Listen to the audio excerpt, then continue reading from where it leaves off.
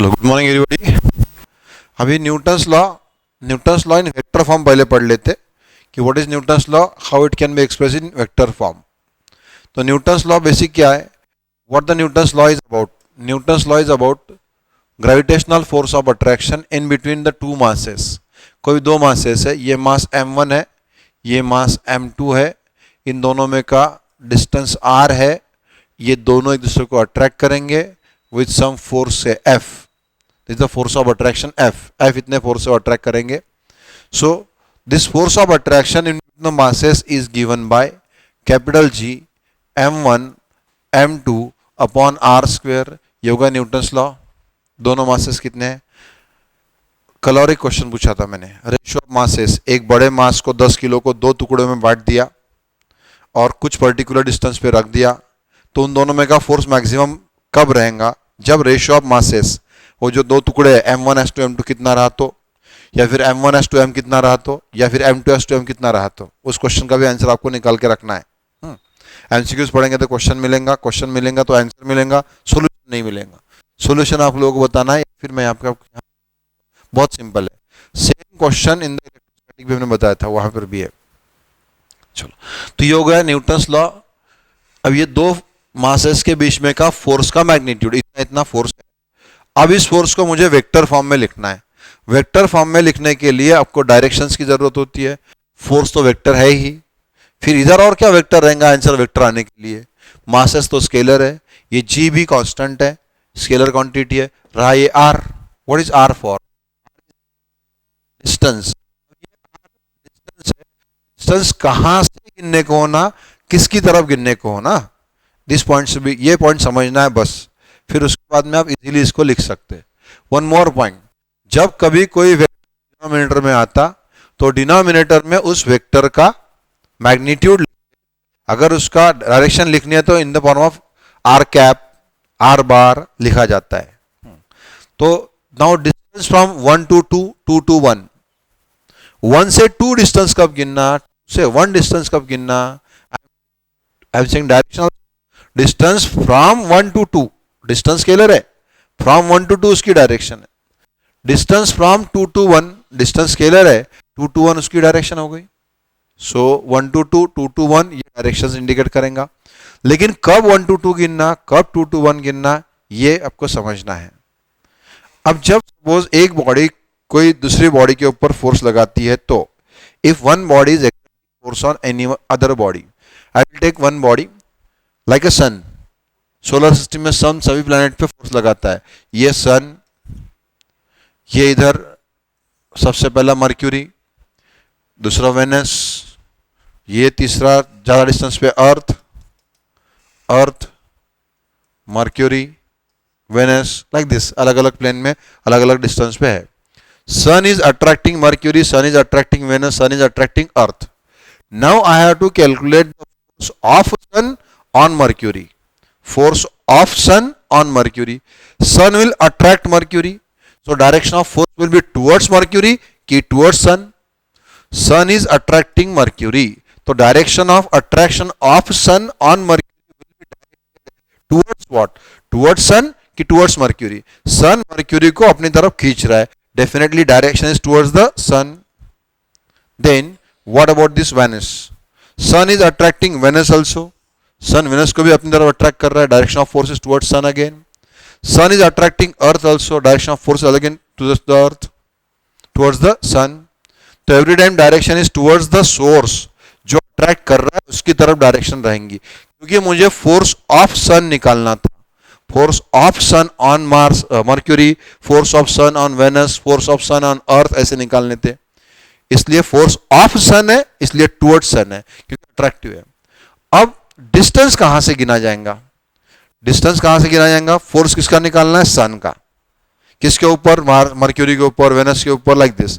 तो डिस्टेंस कहां से गिनेंगे, वेनस टू सन कि सन टू वेनस, मर्क्यूरी टू सन कि सन टू मर्क्यूरी, अर्थ टू सन कि सन टू अर्थ। डिस्टेंस कौन सा गिना जाएगा, डिस्टेंस हमेशा गिना जाएगा फ्रॉम द सोर्स, फोर्स लगाने वाले से, जिसके ऊपर फोर्स लगाया जा रहा है उसकी तरफ।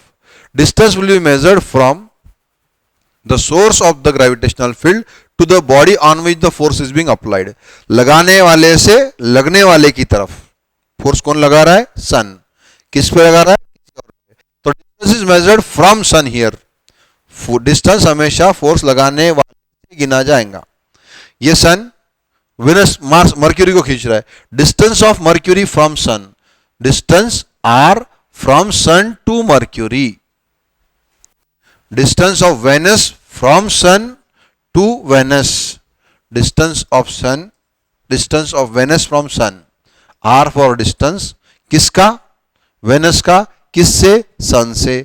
सन से वेनस, ये रहा distance.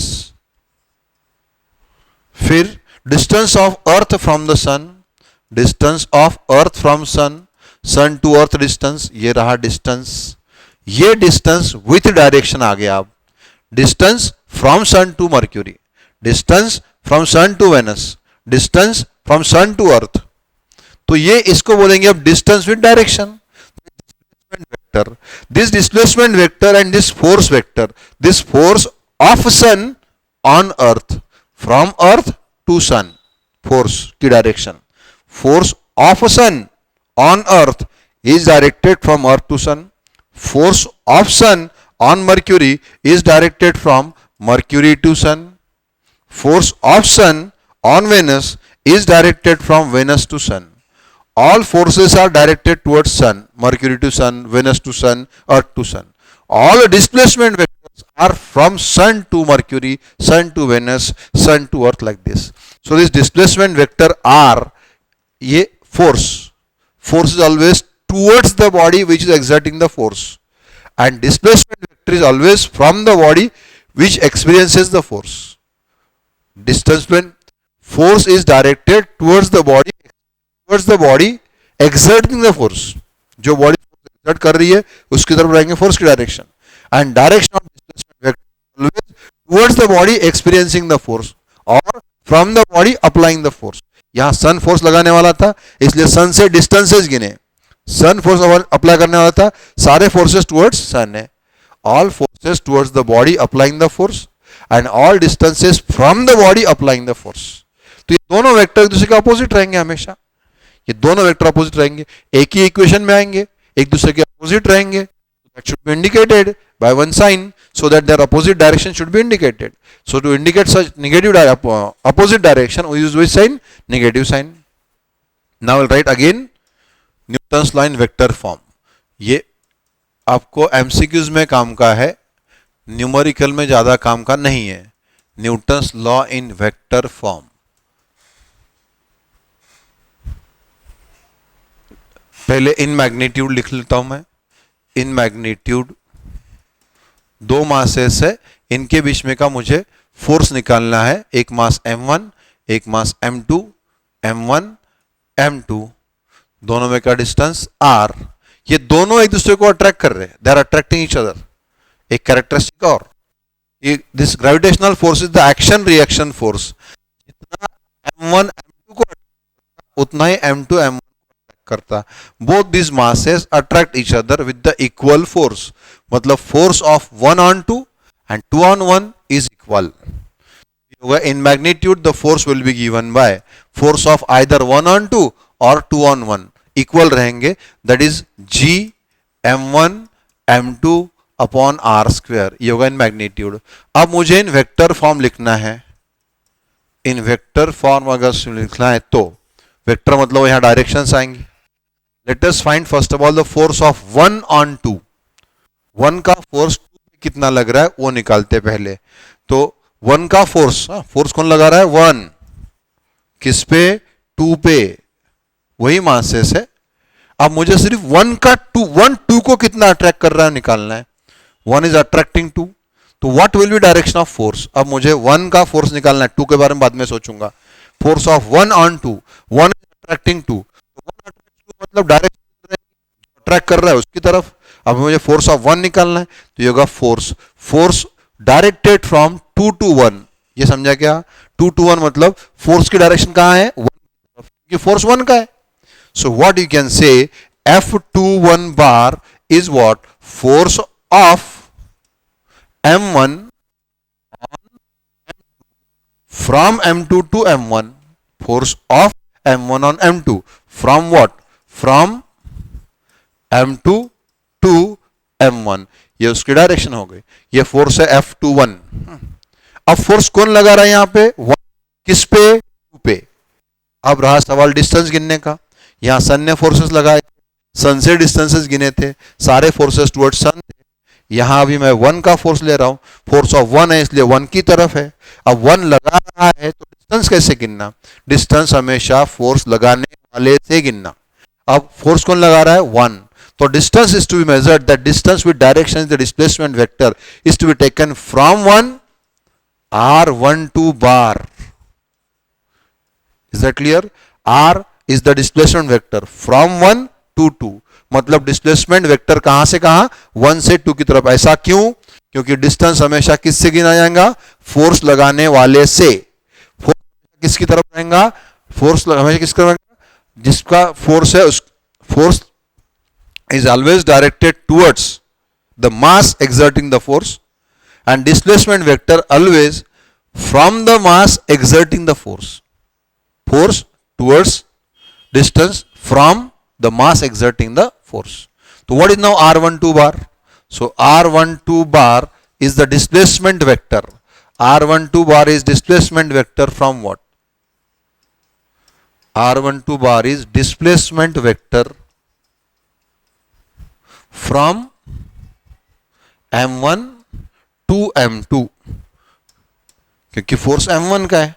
From M1 to M2, from M1 to M2 like this. ये रहा आपका displacement vector from M1 to M2। लेकिन अब ये वेक्टर डिनोमिनेटर में आने वाला है, तो डायरेक्शन के लिए इसका क्या लगेगा? To show the direction you will require its unit vector. अब इसका यूनिट वेक्टर कैसे निकालना? To find unit vector let R12 cap. अभी आपको वीडियो देख के अपडेट करना है तो मैं पेज को स्क्रॉल कर लेता। R12 bar is what? R12 bar is the unit vector along displacement vector R12 bar। R12 बार का यूनिट वेक्टर हो गया। अब मुझे इस फोर्स को वेक्टर फॉर्म में लिखना है। In magnitude the force was Gm1m2 upon R square. अब मुझे इसको वेक्टर फॉर्म में लिखना है, तो how I can write? So force किसका है? F21 बार। इसका मतलब फोर्स 2 से 1 की तरफ है, मतलब फोर्स 1 की तरफ है, मतलब फोर्स 1 का है। फोर्स 1 का है, 2 पे लगने वाला है। Force of 1 on 2 directed from 2 to 1 is equal to capital G M1 into M2 divided by R21 square. What is it? R21 is the magnitude of this vector. इसका मैग्नीट्यूड डिनोमिनेटर मैग्नीट्यूड आएगा। वैसे भी square हो गया, square number का होता है, direction का नहीं। अब रही डायरेक्शन, डायरेक्शन का बताएंगे। डायरेक्शन इसके साथ में बताने के उसका यूनिट वेक्टर R21 उल्टा हो गया था ये मेरा लिखना। R12 square 2112, so it is 12 cap like this. अब एक इक्वेशन में दो vector F21 R12, they are opposite to each other to be shown by which sign? Negative sign. ये हो गया Newton's law in vector form for the force of M1, force of what? Of M1 on M2। फिर से एक बार मैं आपको इसको explain कर देता। फोर्स ये होगा वेक्टर, ये इन मैग्नीट्यूड किसका भी, किसी 1 का 2 पे, 2 का 1 पे, इतना फोर्स आने वाला है। अब पर्टिकुलरली 1 का फोर्स 2 पे, डायरेक्शन कौन सी, डिस्टेंस कहां से गिनना, ये सब कुछ। तो 1 2 को अट्रैक्ट करने वाला है, तो direction of force of 1 on 2 is towards 1। F21 bar, F21 bar is the force of M1 on M2 from M2 to M1। Then what is R12 bar? R12 bar is the displacement vector from 1 to 2, क्योंकि distance किससे गिनना? Force लगाने वाले से। Distance is to be measured from the mass exerting the force like this. Then R12 cap, ये vector है, denominator में आने वाला है, इसका यूनिट वेक्टर लगेगा। Unit vector along displacement vector R12 bar. फिर अब इसको वेक्टर फॉर्म में मुझे लिखना है, तो सारे वेक्टर्स लिखने का। फोर्स, फोर्स कौन सा है? तो F21 bar, force of M1 on M2 is equal to Gm1 upon distance one का फोर्स है, वन से डिस्टेंस गिनो, r12 बार स्क्वायर डिनोमिनेटर में मैग्नीट्यूड आ गया इनटू r12 कैप। What is r12 cap? उसका यूनिट वेक्टर, किसका? डिस्प्लेसमेंट वेक्टर का यहाँ बता दिया। Minus sign shows that what this negative sign shows, negative sign shows what, negative sign shows that, या फिर ऐसा लिख सकते हैं वो इसकी तरफ अट्रैक्ट हो रहा है, negative sign shows attractive nature of force, attractive nature of force.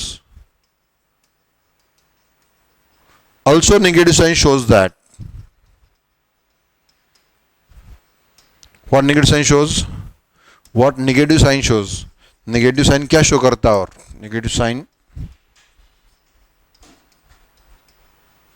shows that F21 bar and R12 bar are oppositely directed, are oppositely directed। ये मैंने एक लिख के दिया आप लोगों को, force of 1 on 2। At the same time जैसे 1 2 पे फोर्स लगाता है तो वैसे फोर्स 2 भी 1 पे लगाएगा। उसके लिए मैं नेक्स्ट पेज पे जाता हूं, फोर्स ऑफ 2 on 1, ये आपका होमवर्क रहेगा, ये आपको कंप्लीट करना है।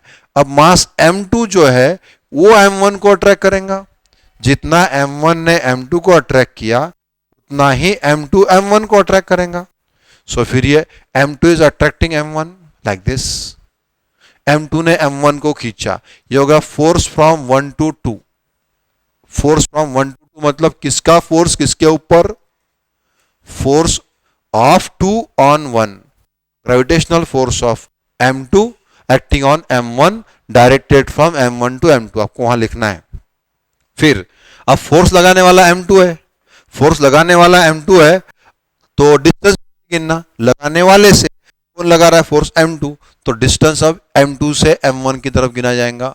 This will be your r21 bar, displacement vector from m2 to m1। ये सारे पॉइंट्स आपको लिखने हैं, r21 बार, ये f1, ये r21 bar like this, f12 bar r21 बार, ये दोनों। अब इसका वेक्टर फॉर्म, इसका वेक्टर फॉर्म भी आपको लिखना है, मैं लिखूंगा नहीं यहाँ पे, नेगेटिव साइन शोज वगैरह सब कुछ। अब लास्ट में f12 बार, सॉरी पहला f21 bar and f12 bar are equal in magnitude, मतलब दोनों फोर्सेस एक दूसरे को इक्वल एंड अपोजिट अट्रैक्ट करते। Both the forces attract, both the masses attract each other with the equal force and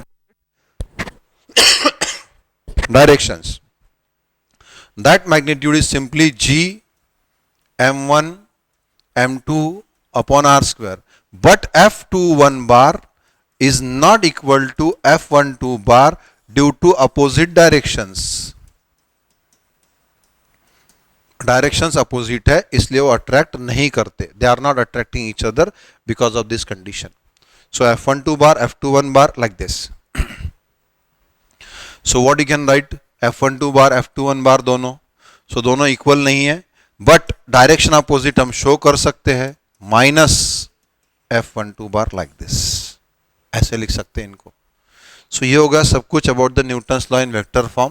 Newton's law in vector form लिखने के लिए आपको क्या क्या होना, मैग्नीट्यूड, डायरेक्शंस, ये मैंने आपको 1 2 के बारे में लिख के दिया, 2 1 का आपको लिखना है, मैंने फोर्स ऑफ 1 on 2 पूरा लिख के दिया, फोर्स ऑफ 2 on 1 ये देख के आपको लिखना है, ऐसा ही लगभग इक्वेशन आएगा, लेकिन यहाँ 2 1 आएगा, यहाँ 1 2 आएगा। अब सिंपली याद रखने के लिए 2 1 1 2, बस 1 2 2 1 याद रखना है, तो समझना तो ये सब कुछ याद रखना है, तो 2 1 1 2 1 2 2 1, दूसरे में 2 1, यहाँ 1 2 आएगा तो यहाँ 2 1 आएगा, अपोजिट, बस। तो ये होगा Newton's law in vector form. एक बार ये पॉइंट्स पढ़ लो सारे।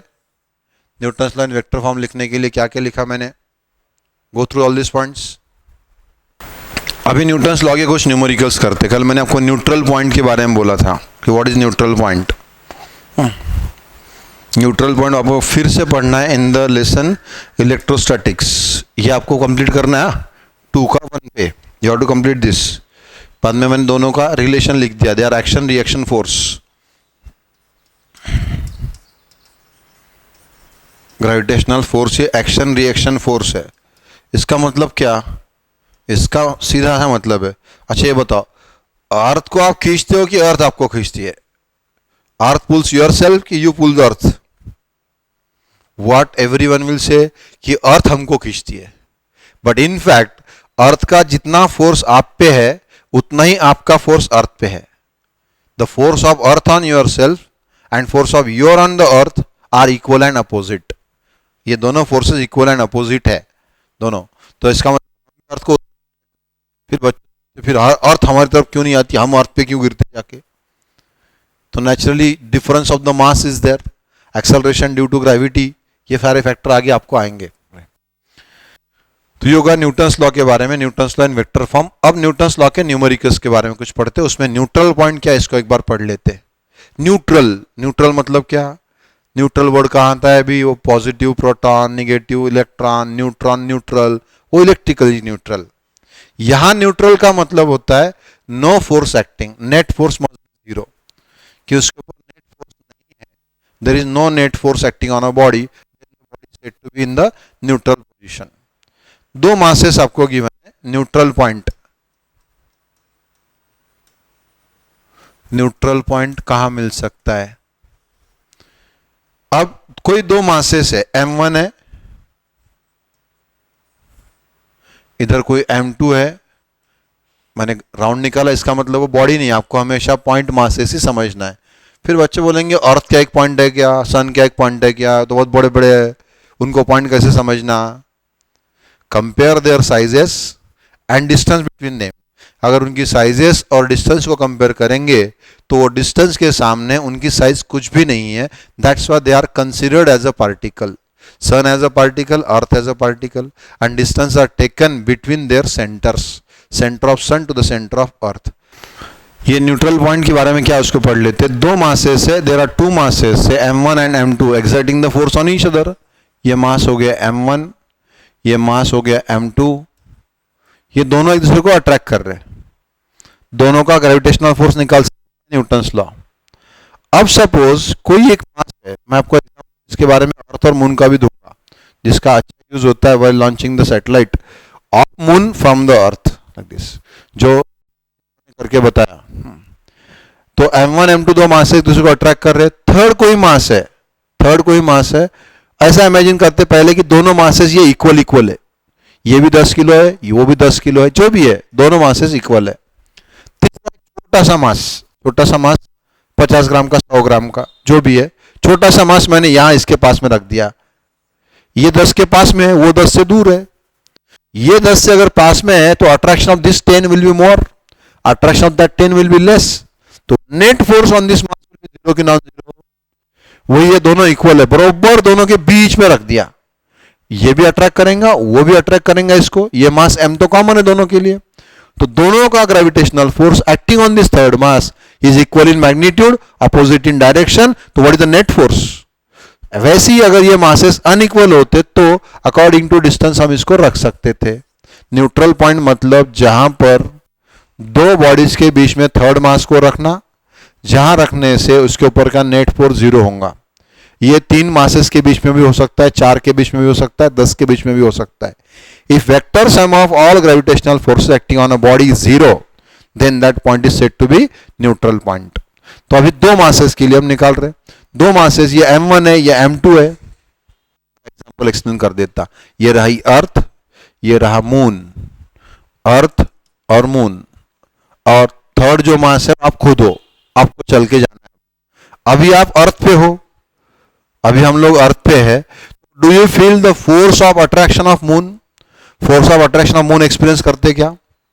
क्योंकि मून तो फार अवे है, मून भी हमको अट्रैक्ट करता है। अर्थ पे जो सी में हाई टाइड लो टाइड होते हैं, those are because of the attraction, gravitational force of attraction of moon.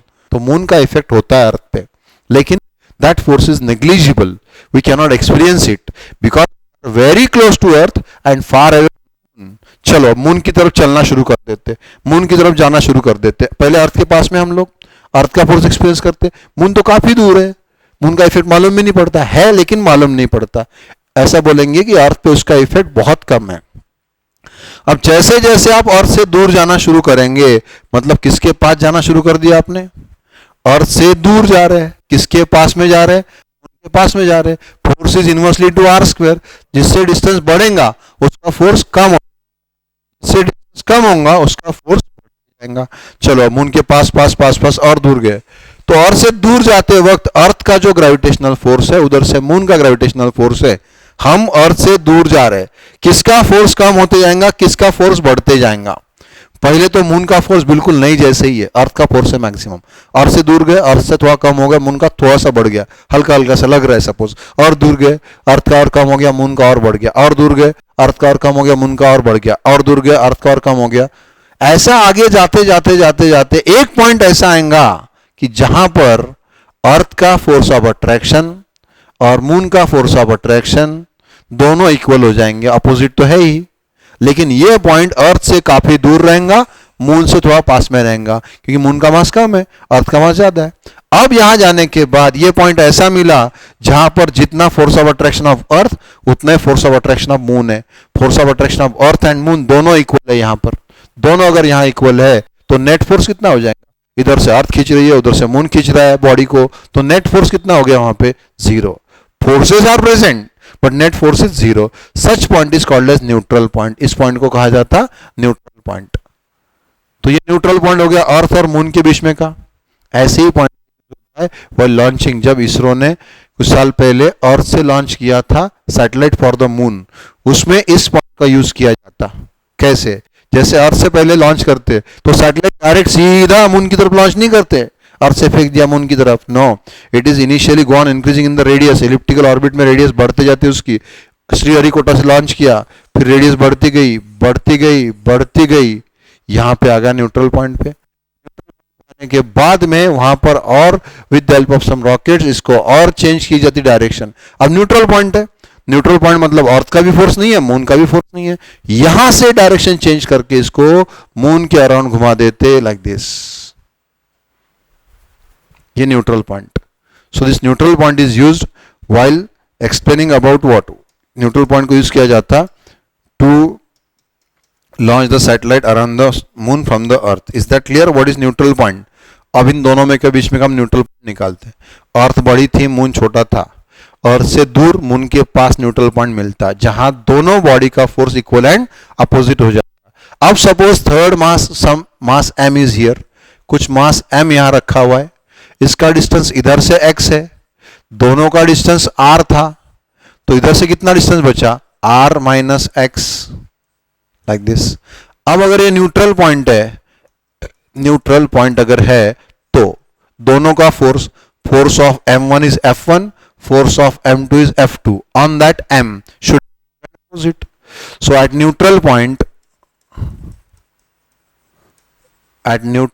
in the gravitational field, force due to 1 must be equal to force due to 2 on m। जो third मास m दोनों के बीच में रखा उस पे दोनों का फोर्स इक्वल आने को होना। Force due to 1 is g m1 and m, g m1 into m upon distance square, distance कितना है x, must be equal to g m2 into m divided by r minus x, उसका distance.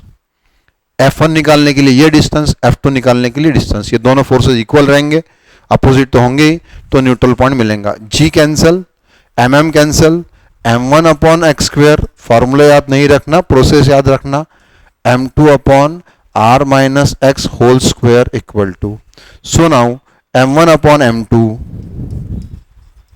is equal to x square upon r minus x whole square. So what you can write, x upon r minus x whole square equal to m1 divided by m2. So x upon r minus x upon r minus x is equal to root of m1 upon m2. Process को याद रखना, इसको simplify करके आप x निकाल सकते। तो this is the way to find the neutral point. So neutral point मतलब at which the net force is zero, net force zero आने को होना, ऐसी जगह।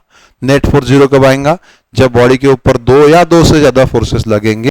अभी दो ही मासेस थे इसलिए दो फोर्सेस लगे, तीन masses अगर रहे तो तीन फोर्सेस लग सकते, चार रहे तो चार फोर्सेस लग सकते, वहां पर vector sum of all forces must be zero.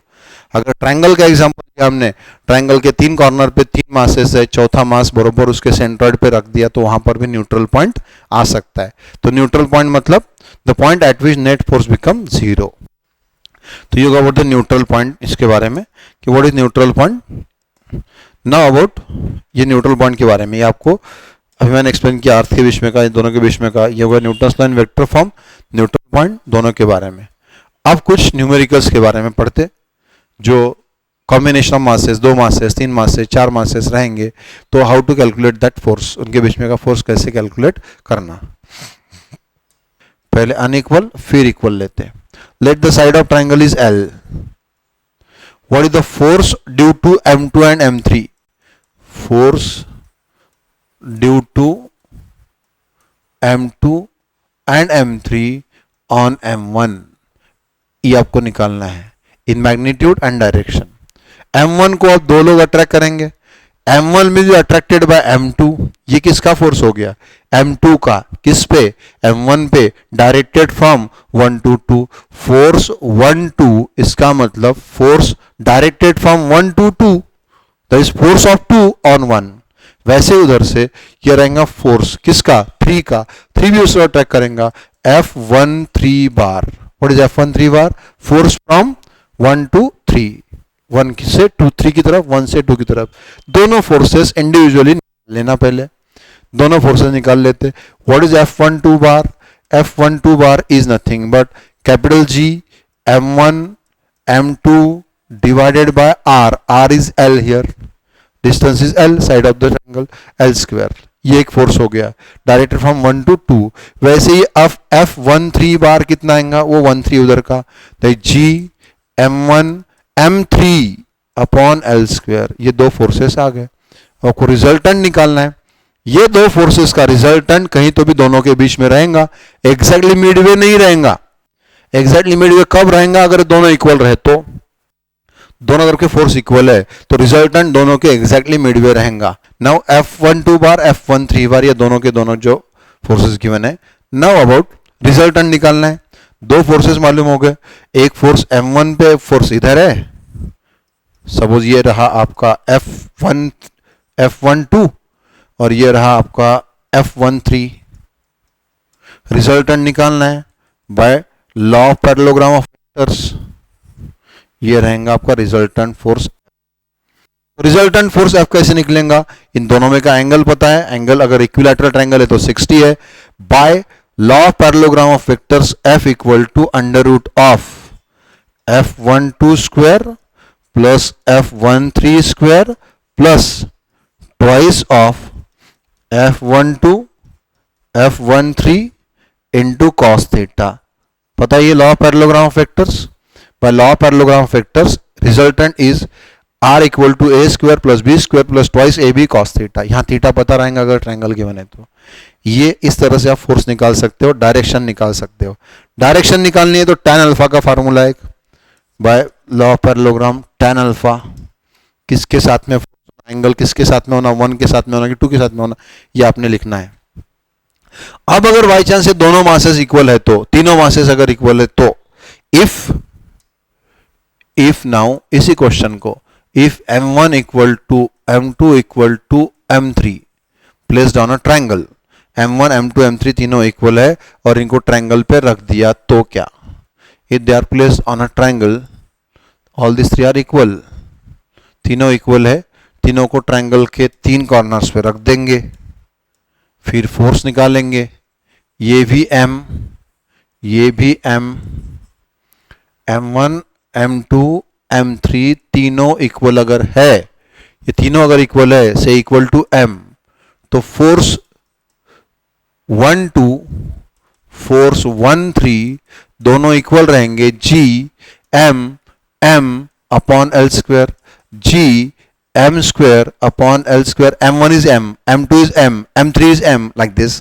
तो फोर्स बनेगा F1 टू F जो भी है, ये दोनों फोर्सेस अब इक्वल रहेंगे, both the forces are equal, F12 F13 दोनों इक्वल है, तो दोनों जब इक्वल रहेंगे, एग्जैक्टली दो इक्वल वेक्टर्स है, तो दोनों का रिजल्टेंट एग्जैक्टली मिडवे आएगा।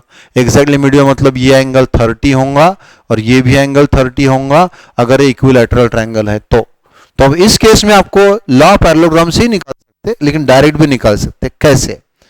F12 का वर्टिकल कंपोनेंट, F13 का वर्टिकल कंपोनेंट, दोनों को मिला के F बनने वाला है। So what F is going to be? Direct लिख सकते हैं analytically, F is nothing but F12 cos 30 plus F13 cos 30। लेकिन F12 F13 तो इक्वल है कितने ही है?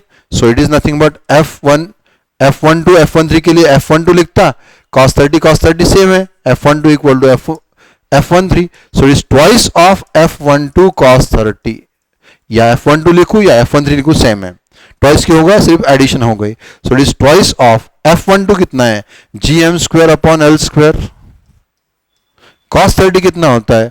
√3/2 cancel, so it is √3 GM square upon L square. ये again net force, direction angle आएगा 30 डिग्री और फोर्स आएगा √3 GM square upon L square.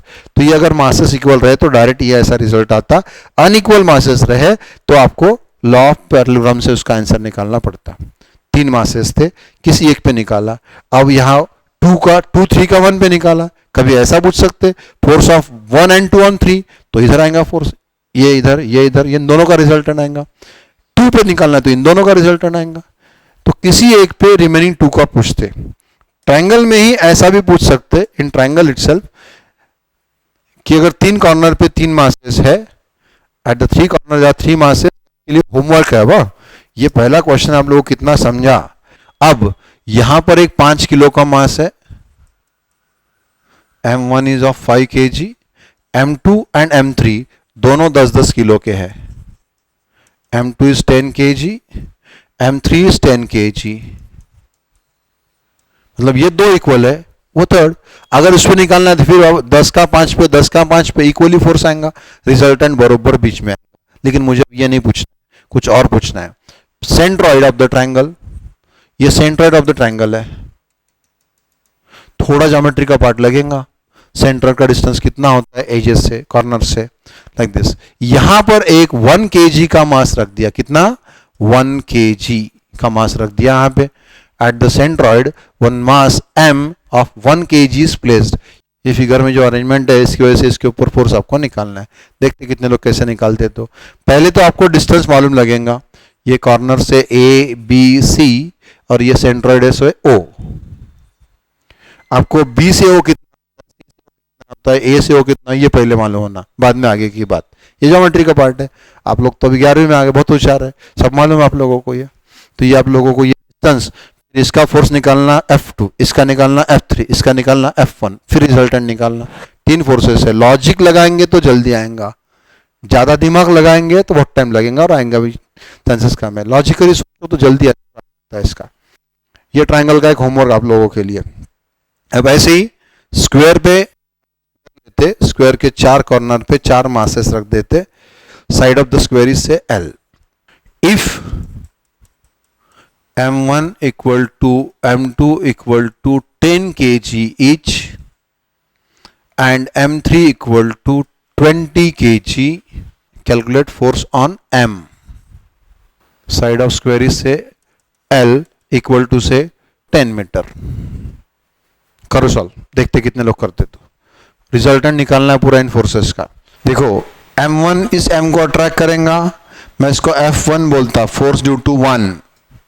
फिर दूसरा फोर्स ड्यू टू 2 रहेगा, ये F1 है, ये F2 है। F1 due to M1, F2 due to M2, ये रहा F2 due to M2। L is the side of square. ये M1 is 10 on M, 10 on M। Distance भी सेम, मासेस भी same, forces will be equal in magnitude, but directions अलग अलग है इधर उधर। तीसरा रहा M3, ये M3 का फोर्स रहेगा इधर अलोंग डायगोनल, ये रहेगा आपका F3, F1 टू F3, ऐसे तीनों फोर्सेस रहेंगे। तो एक एक निकाल लेते। As M1 M2 are equal, as M1 equal to M2, F1 must be equal to F2, दोनों फोर्स इक्वल रहे तो F1 equal to F2 equal to G, M1 लिखता, M1 कितना है तो 10, ठीक है, M1 into M upon L square, so it is G, M1 is 10, M not known, L is 10 square, so it is GM by 10, correct?